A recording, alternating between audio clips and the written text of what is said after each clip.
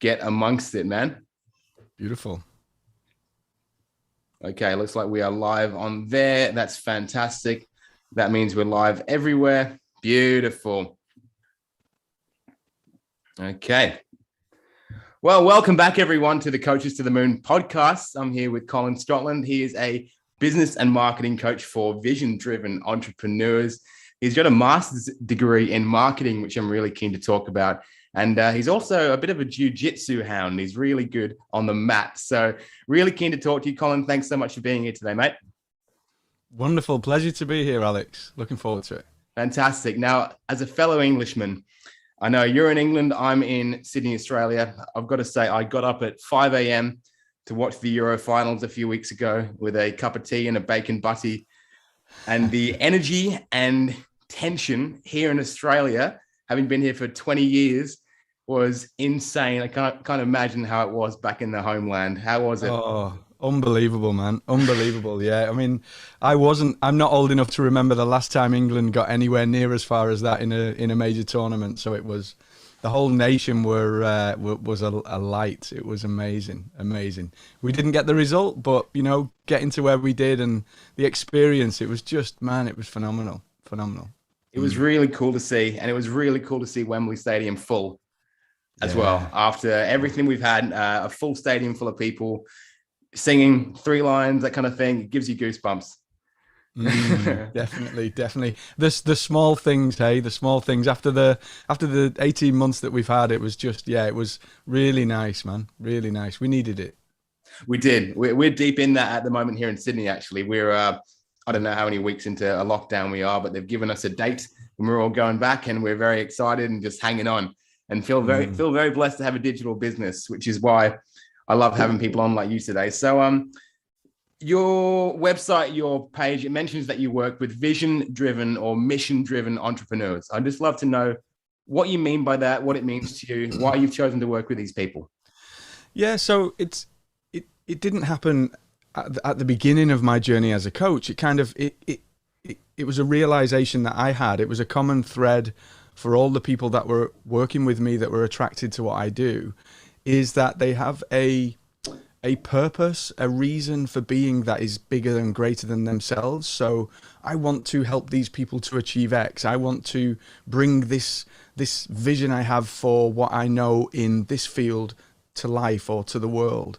And so it was always that was always the common thread, So I want to rid the world of poor conversions. I want to help married couples to really reconnect on a deep emotional, spiritual level. So there's always something outside of you at play, right? And so that was the common thing that I seen in a lot of my clients. And so as you do when you are looking to find a niche, it's not a job that you do and forget. It's something that you continually do. So you do, and then you review, and then you do, and then you review, right? Just like anything. And so it was triggered from a realization that was a commonality amongst the majority of the people that came for my coaching. And if you think about it, there's a beautiful quote by Nietzsche, the German philosophist, that says, "He who has a strong enough why can bear almost any how," because the journey of building a coaching practice, building a consulting business, it's not an easy one. It's like climbing up a mountain, right? There are storms and all kinds of stuff that goes on trying to blow you back down the hill. And so you really have to have an inner strength to make you take that step, to make you hit record, to make you hit live on that button, because that little voice inside your head tells you not to do it. And so I think having that connection in the first place is the thing that allows you to do the work that's required. And so it was part of my journey of finding that and refining what that niche was for me.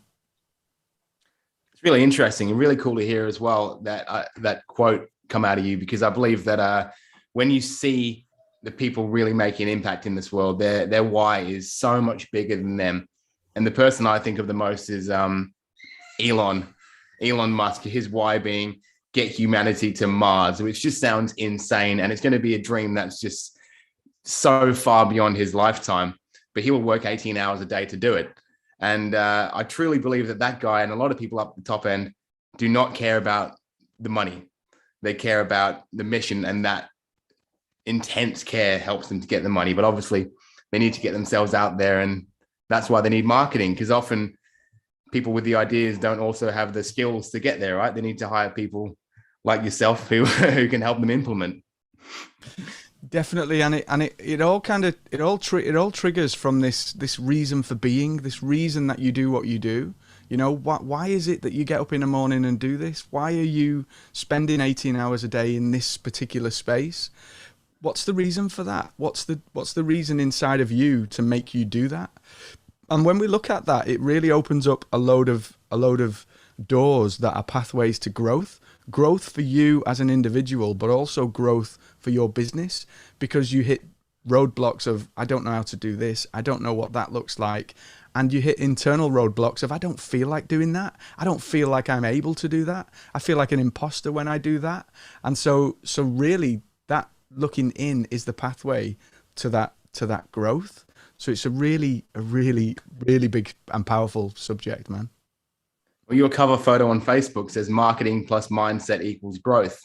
And it's clear that you're very passionate about the mindset part of it, which a lot of, I suppose I'm overlooking that. I've realized in my own business, I'm pretty metrics, numbers driven. I get excited by the creative, but the mindset is something I'm going to have to take away from this and focus on a little more, which is great. And I want to talk about the marketing now, but in the biggest compliment possible, man. Talking to you for 5 minutes, you remind me so much of Brian Cox, the astrophysicist, just in the way you're so calm and you talk with your hands and you're in these beautiful gestures. It's already really a lot of fun talking to you, man. Nice, so it's a lovely start to the podcast. And so I'm going to try and remember. I've got some stuff written down, some letters written down. I couldn't remember them, but after your name, you've got Colin Scotland, BA, Honours, MSc, Dip M, MCIM. I know you've got a master's degree in marketing. Can you just break down all of your qualifications quickly before we get into the next question? Yeah, I'll do it super fast because it's not that interesting, right? The first is a bachelor's degree in business. Okay. The second is a master's degree in marketing. The third is a postgraduate diploma in marketing. And the third is a member level certification with the Chartered Institute of Marketing. So the CIM is like the body for marketers in the UK. And right. I used to lecture for those guys. So it's like a full MCIM member. You've got to have 10 years senior marketing experience within, running a business, doing all kinds of director level stuff. So it's just basically it's a qualification that means I've been around the block, right? That's it. 100%. Well, it looks very impressive, man. Look, I can't really put Alex Morris, marketer, and certificate 3 in commercial cookery at the end of mine. Left. I don't know. I'm feeling quite peckish this morning, Alex. We might get it's a good break from the computer, I'll tell you that. But it's not conducive with the family lifestyle, hospitality anymore. So I had to, marketing came as a bit of a means to an end at first, and then I fell in love with it. So, obviously a super qualified dude. And I'd love to ask you this with absolutely no pretense that I'll be offended by your answer, because I have no official certification at all to be doing my job and running my business. I've just learned through a lot of work and a lot of mistakes. And do you believe that it's important to have qualifications in the area you're coaching? And what do you think is the biggest difference between someone who's studied their subject at uni versus someone who's just learned from online courses and experience? So, that's a great question. I think the academic skill is very abstract. It's very kind of textbook. It doesn't always translate to the real world. So my journey is a little bit unique, right? In that I did the academic thing. I was lecturing in marketing, and then during that journey I built an online business alongside being a lecturer, and the stuff that I learned in business school just didn't translate into real life. They were like completely alien worlds. I would try and apply the stuff that I'd learned, and it kind of didn't work, right? It was like, what? There's a big gap between what the people in the textbooks tell you and what actually works in real life. So I built a business and it went bust and I lost everything. And then the the thing that brought these two things together is the devil is in the detail, right? So I really don't think it matters a jot whether you have 500 qualifications or 0 qualifications. I think what really matters is your ability to drive results for that person that you're serving. So your ability to get that person from point A to point B or wherever they want to go to, that's really what matters. Look, the qualification, it gives a level of credos, doesn't it? You know, you wouldn't go to a doctor that doesn't have a doctor's degree, right? To know that that certificate lets you know that when they cut you open, they're going to be relatively good at what they do because of all of that schooling. So that, I'm not saying it doesn't matter at all, because it adds a level of credibility. But if we look at buy-in, right? This is something that fascinates me. The buy-in process that we all go through in our minds, which is marketing tries to kind of address that. When we buy because of pathos. We buy because of emotional connection. We don't buy because of, well, there are 3 reasons we buy, right? Pathos, emotional attachment, emotional connection. We buy because of ethos, which is the credibility, which is the certificate. And we buy because of logos, because of our brain, kind of rational brain, telling us how and what and why this is the best thing for us that we could possibly do. Pathos drives 80% plus of the buying decision. We feel like this is the right car for us to buy. We love the sense of wanting to own that particular piece of clothing or whatever it is. And so in that process, credibility, ethos is just a very small part of it. If you're looking to employ a coach, you're the first person in probably 3 years that's asked me about my qualifications, right? Because it's to the people that come in, it's really about how can you get me from here to here? It's that results driven. So from that sense, if you're qualified, great. If you're not qualified, don't let it stop you from realizing that vision that you have for your life, for your family's lives, and for the lives of those people that you come into contact with in service. Because if you can do the work, that is the measure for me. That really is the measure. Does that answer the question? It very much answers the question. And it's very interesting. One of my first guests on this podcast was a friend of mine who is a health and fitness coach. He's kind of like a bodybuilder. As there are hundreds of millions of these guys out there, but this guy he's got, degrees in exercise science and nutritional science, all this stuff. And I said the same question to him. What do you think about your qualifications? Do people need to be qualified? He said, in fitness, there's obviously safety you got to take into account, but that's about where it ends. It's can you get results? Because there's plenty of overweight doctors out there. There's plenty of, like you said, people who've done a business degree that have no applicable real life skill. So no, really, really cool question. Answer. Sorry. I'm interested about the business degree because I'm sure you didn't do it in the past 5 years or so, but do you know if there's any modern social media marketing at all in those courses these days? Because I'm still involved with the CIM, the Chartered Institute of Marketing, right? And they have a series of qualifications. I used to teach on their post-grad qualification. Yeah. I used to teach marketing communications. And so what happens with these institutions is they introduce, there'll be like a social media marketing module, there'll be a digital marketing module. But the problem with a lot of academic stuff is it is all abstract, and so they teach social media marketing from a very kind of lofty perspective, and they'll talk about brand value, and they'll talk about awareness campaigns and consideration campaigns and decision campaigns, and they'll talk about the different channels and what they do and what they don't do and all of that. But it's really quite sterile. So if you're looking to hone your knowledge and skill, which we all do, we all have to do on a daily basis, right? We're constantly working on ourselves, growing out and developing our skill, our mastery, right?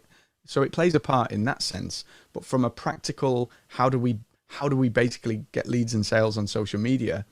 There are better pathways than something like that, for sure.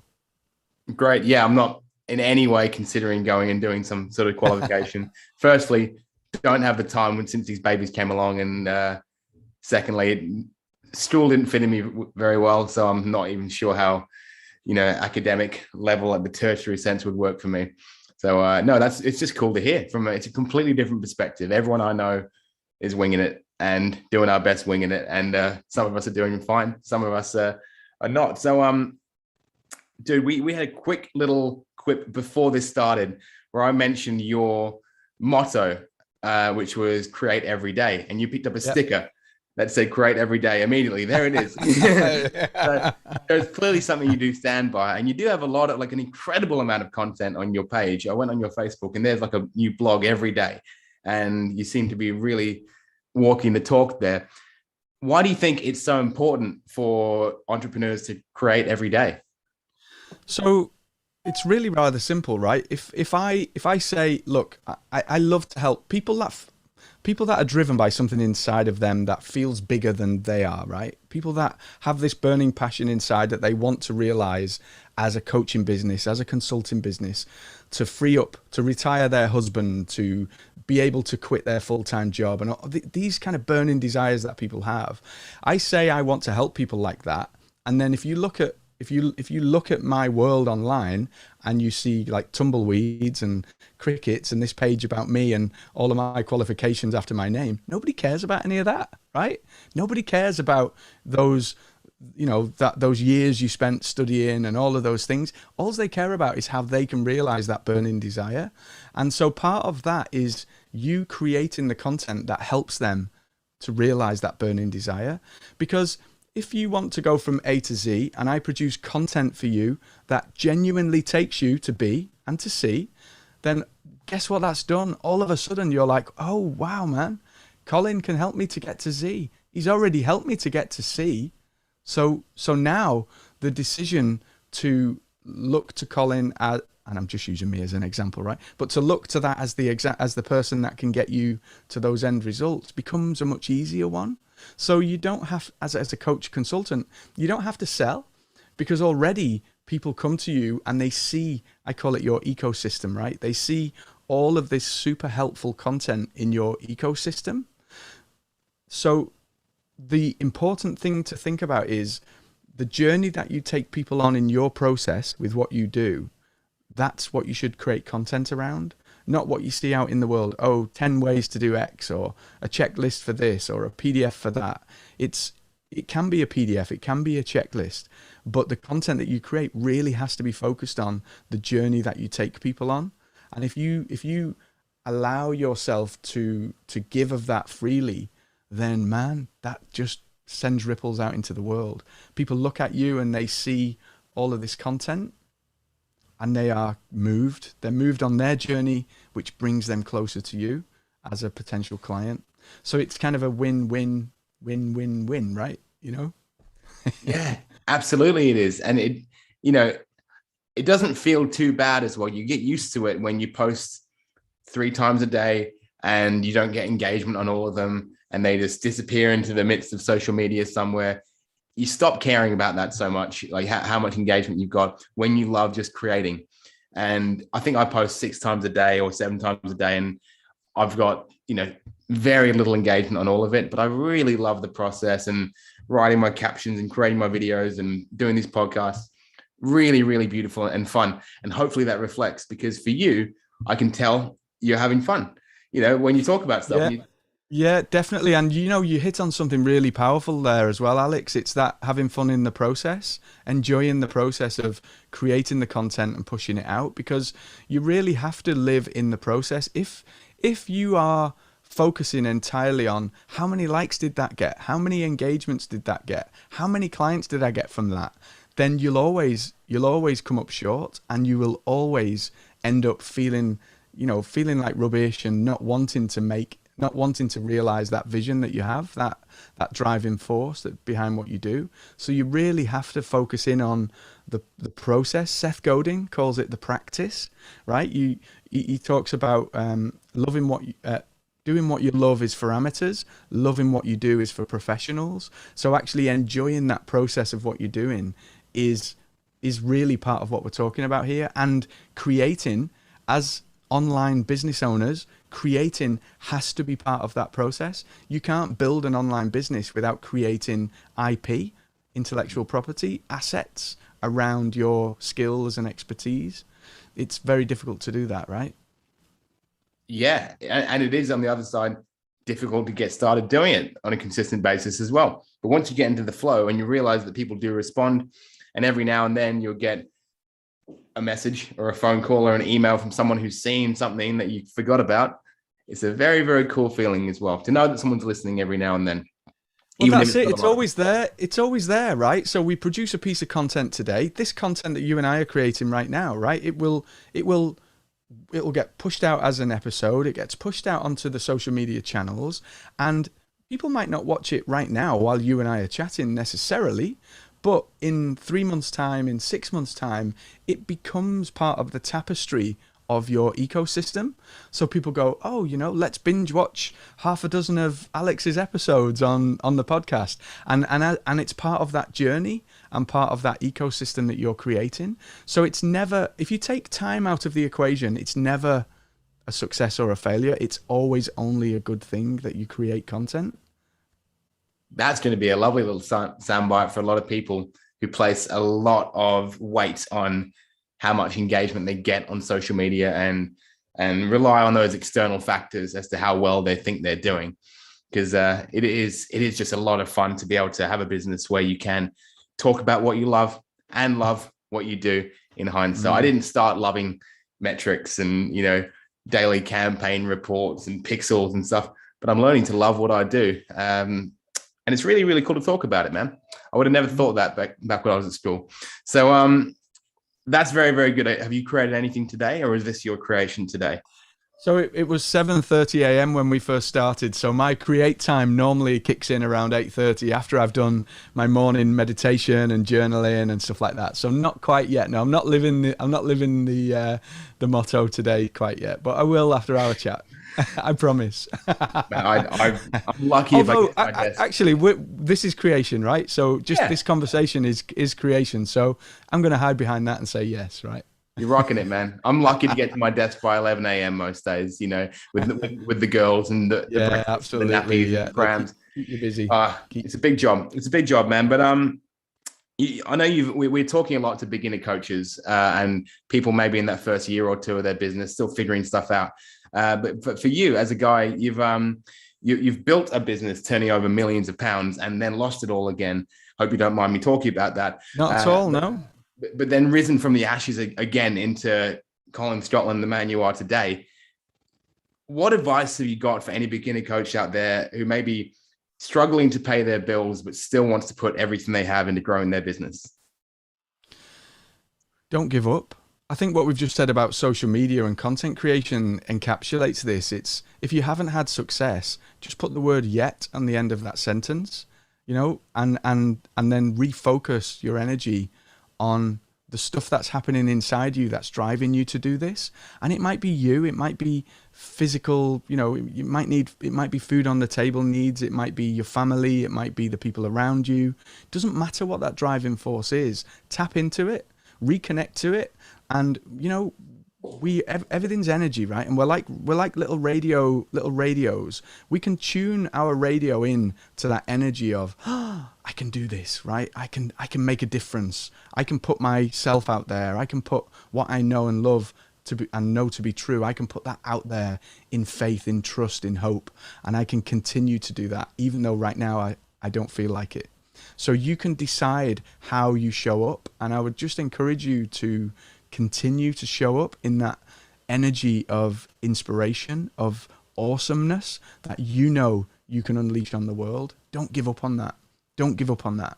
You've got to be practical. I've been in a position where I couldn't pay my bills, where I lost everything in the world, literally everything I owned in the world, right? So I know what it's like not to be able to put food on the table. You have to do what it takes. I had 3 part-time jobs when my business went bust. I was teaching jiu-jitsu. I was working as a tech in a school. I was doing all kinds. I was a part-time marketing manager for a jiu-jitsu organization. I was doing all kinds of stuff just to basically pay the bills. No individual job paid the bills, but I did what it takes. And then when I was exhausted at the end of the day, I would sit and start working on what my coaching practice looked like, because that was where I felt called to kind of move, you know? So don't give up. Don't give up. Really respect that, man. Really respect that. Three part-time jobs is not easy. One part-time job is not easy, but not putting food on the table is harder, right?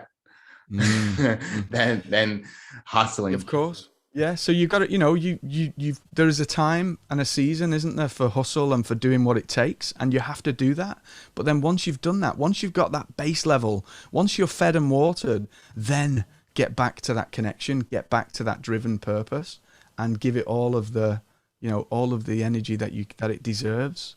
You have a duty to bring out in you the thing and the difference you can make in the world and in people's lives that need to hear what you've got to say. It's really, really beautiful, man. I was going to say you don't give off the energy of a hustler, but obviously there are the seasons, and there's the sowing season and the reaping season, or there's the hustle season and the flow season, or however you like to voice it in all that coaching language. But you seem like a really calm dude who's managing to do quite a lot of stuff without giving off that, work all day, never sleep kind of mindset, which is nice. Yes. Because I don't like that mindset. That's the reward of doing this for, you know, over time.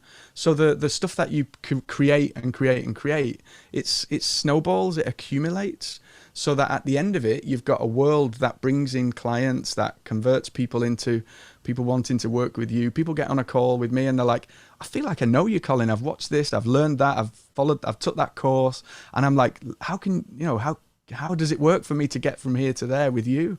So all of that stuff allows now the freedom for you just to kind of, you know, go in. I'm in the flow, right? So you just kind of go in the flow and create every day and continue to add to the snowball. So it becomes easy, right? Because not because it is easy, but because we've made it so by doing all of that work under the surface, you know? I do know. I love that. And I'm waiting, you know, I'm only early in. I'm only a year into my digital marketing company, taking it seriously. And so I'm really looking forward to getting into the position you're in now. But for now, I'm enjoying it. And I can tell you enjoy your job. You're a very, very happy dude. And I really appreciate you hopping on this chat with me today to service the 1 or 2 people who are watching now and the 6 or 7 people who might listen to it on the podcast later on. And the infinite number yet to have ears to listen, right? So there are an untold number of people that will listen to this message in the future. 100%. And I think the more you're on it, the more people will appreciate it. So I'm going to need you to come back every week now, Colin, because you make me feel like a very happy dude. And I really, really appreciate having you on. Best of luck to your son going to uni. Thank you. Best of luck to you empty nesting for the first time. Mm-hmm. And thank you very much. I'm going to plug and tag you as much as I can, but Colin Scotland is the man here. It's been a pleasure having you on. I'll thank you once more so you can get a final word in. Thank you, Alex. It's been an absolute pleasure. Love conversations like this. So thank you for the opportunity, man. I appreciate it. Great news. No worries, man. And thank you for everyone watching wherever you are. Thank you for everyone listening wherever you are. It's been a pleasure. And we will see you on Coaches to the Moon next week.